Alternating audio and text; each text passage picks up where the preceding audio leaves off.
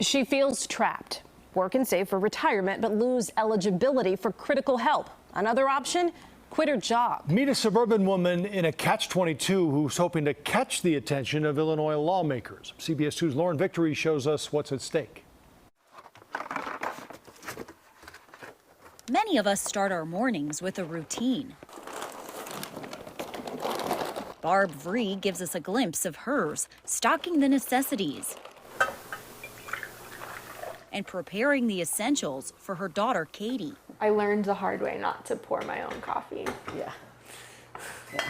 Katie uses a wheelchair after a spinal cord injury at 17. She has limited upper body function. My arms have lopsided strength, so it makes it really difficult to pick things up. That didn't stop her from graduating college. She can drive a car with modifications, but her disability does prevent her from tasks that are easy for others. Getting in and out of bed, getting dressed and undressed, getting in and out of the shower. Largely what I need help with is personal care necessities. For now, Mom is her caregiver, but Barb isn't getting any younger. We need to plan for the future when they're no longer physically able to take care of me. Oh, yeah.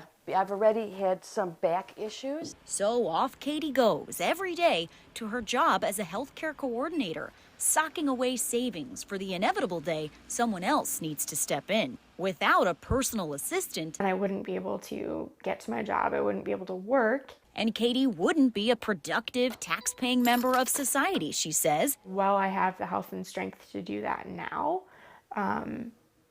it's imperative that I save as long as I can. Ironically, it's Katie's fiscal responsibility that could cost her. It was a complete shock. This is a notification from the Illinois Department of Human Services terminating her benefits for the Home Services Program. A state website describes the point of the program: help people with disabilities remain in their homes and live as independently as possible, and empower them to live self-directed lives, be actively involved in their communities. Katie seems like she'd be a poster child for the program, but her job put her over the limits to qualify. It's not her salary that's the issue, it's her retirement account. Don't worry, I'll get involved, everything will be fine.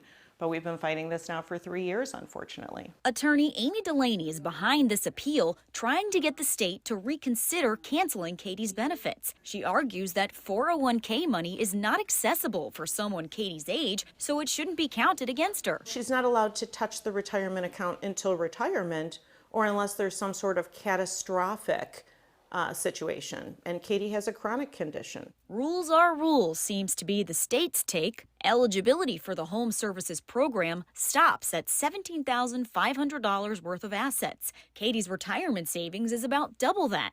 But still, it's not nearly enough to pay for a private personal assistant that she estimates will cost about $70K a year. It's not like I'm raking in this six-figure salary. Like I'm just an average healthcare worker. One scenario, Katie stops working. That's not something she wants to consider. How does holding down a steady job improve or at least maintain the health of somebody with a spinal cord injury?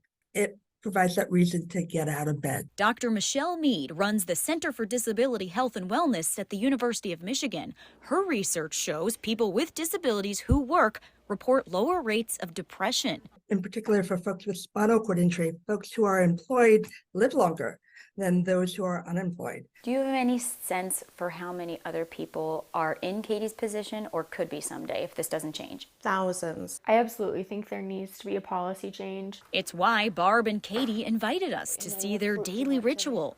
They hope lawmakers are watching. Lauren Victory, CBS 2 News.